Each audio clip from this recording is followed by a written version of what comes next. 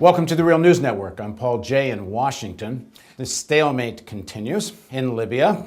Gaddafi has sent his vice foreign minister apparently to Greece with a proposal for some kind of peaceful resolution to the crisis.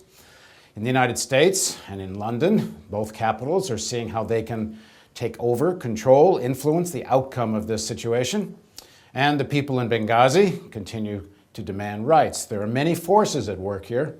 And now to give us his take of what's taking place in Libya and in Washington is Glen Ford. He's the executive editor of blackagendareport.com. Thanks for joining us, Glen. Thanks for the invitation, Paul. So as I said in the opening, there are a lot of different forces at play, all with their own interests. How do you analyze all this? Well, it is an imperial assault. We don't need to lose sight of the forest just because individual trees are acting this way and that. What we're seeing is a unified Euro-American assault on a major oil producer.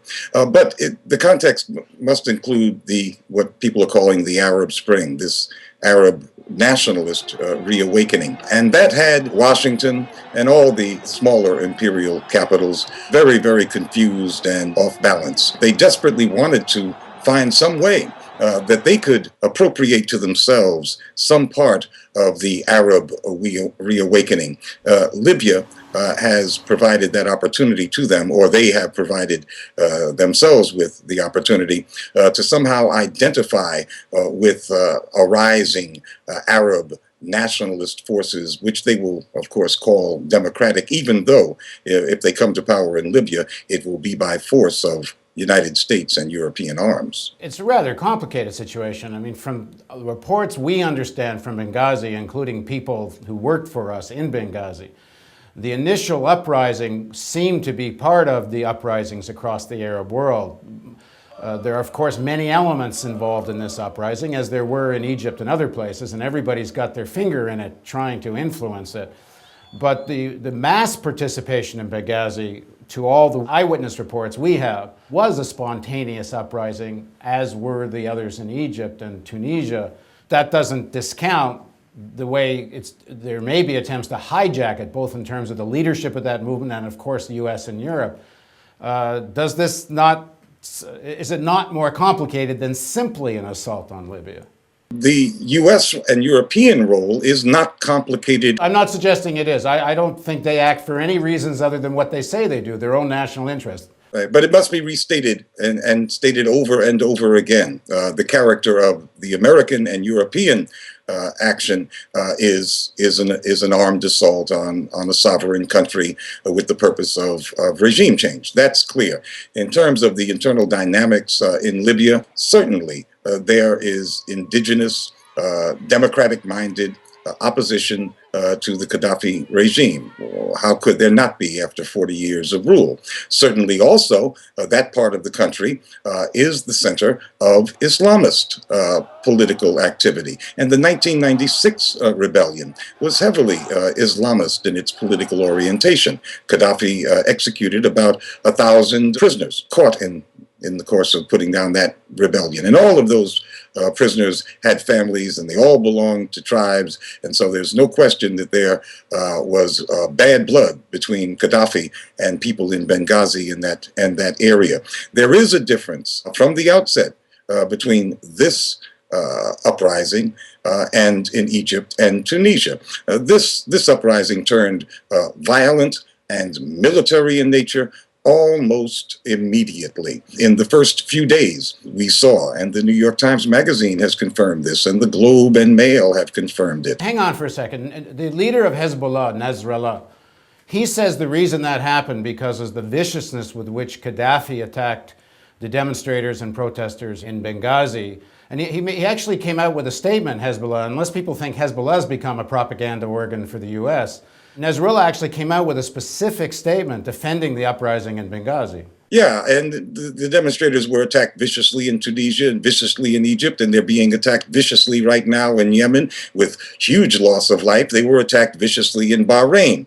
I'm simply saying that the character of that uprising in Libya very quickly turned violent, and violent in an organized way in which lots of Libyan soldiers and Gaddafi sympathizers were literally lynched. And in fact, black people in the street were being lynched in these first days of the uprising. And we didn't see that in Tunisia. We didn't see it in Egypt. There's a different character, certainly, to this. In terms of people being lynched in Benghazi, we tried to follow that story with our team in Benghazi, and they didn't find evidence of that. I mean, do you know where the evidence for that comes? They certainly found evidence of harassment. They found a kind of strain against migrant workers in Benghazi, although they also found it amongst black Libyans who were also had some of the same prejudice against migrant workers. But they didn't find evidence of any lynchings of migrant workers in Benghazi. We documented it in the several weeks ago, I believe 3 weeks ago. And all of those sources we cited, virtually all of them, were Western news sources. You know, it's amazing what the corporate media see and don't see. They have been embedded in, or right alongside, physically at least, these rebels for well over a month, and were unable to describe their ideology, their political tendencies. They had virtually nothing to say. Very, very, very strange. One thinks, well, maybe they don't like what they're looking at. Maybe it tends to confirm that some elements of this uprising are Islamist. Our reporting from Benghazi would show the majority of the uprising is in one form or another Islamist, which is why I think in Washington there's such a debate whether to arm the rebels or not. They don't trust this rebellion. Oh, and we said in this week's edition of Black Agenda Report that the lull in the bombing is a kind of discipline by denial. The United States is blaming it on weather, but we also hear from those same people that that the United States forces are capable of bombing, carrying out their mission in all weather and at night and under all circumstances. So, of course, it's a purposeful denial. Now, I believe that the reason is to show these guys who is really boss, to let them know that without this, the air armada of the United States and Europe, they would have been put down already, and to tame them, so to speak, because there are disparate elements in there. Why target Gaddafi when Gaddafi was playing ball so well with the West? I mean, you know, and our audience knows, from 2003, especially since 2008, Gaddafi's been more or less part of this system of imperialism in the Middle East. You know, his son had visited Lockheed Martin just days before the uprising. He'd visited the New York Stock Exchange. He visited the Port Authority in Los Angeles. The Libyan Sovereign Wealth Fund in England was a very active player. I mean, they had really been integrated into the Western capitalist system, if you will.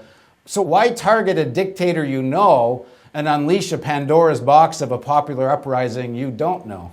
They targeted him because they had the opportunity. They also, as I said earlier, were desperately seeking a way to put themselves on the right side of the Arab reawakening. And this was an opportunity. As well, it was what the Saudis wanted. It's well known, it's been known for a very long time, that the Saudi leadership and Gaddafi were at knife's edge. Gaddafi liked to bait them and, well, badmouth them, and kings and monarchs don't like that. So it was an opportunity to take him out. And just because he was collaborating with the United States and the Europeans, collaborating with AFRICOM in terms of operations to find al-Qaeda, just because he was doing that does not mean he was considered reliable. What the imperialists want is a regime that will totally open up the country to Western corporate penetration. They cannot tolerate independence of any kind. They can't tolerate any nationalism except their own French nationalism or United States nationalism. And that's why they're so off balance with this reawakening of Arab nationalism. And they're not out of the woods yet. And I think, again, you can see that confusion in Washington, especially over eastern Libya, because given its Islamist character, they're also very critical of the U.S. They've been very opposed to U.S. support for Israeli occupation. It's a situation I don't think they're in control of, although I certainly wouldn't disagree they're doing everything they can to control it. Nationalism is a very difficult thing to control. Nationalism is complicated.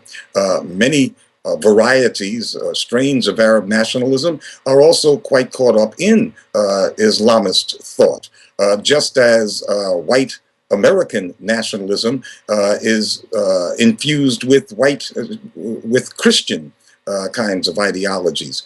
So it's not something that can be so easily controlled, which is why the imperialists are not feeling good these days. What do you think Americans should be telling the Obama administration? The American anti-war movement, such as it is, has the same mission as it has always had here in the belly of the beast, to end the war, to stop U.S. Aggressions against people in foreign lands. It's quite simple. Nothing has changed here. And those elements that call themselves the left, who are endorsing this aggression against Africa, they're not really left at all. They're simply liberals who are searching for some war that they can identify with. And now they have their good war.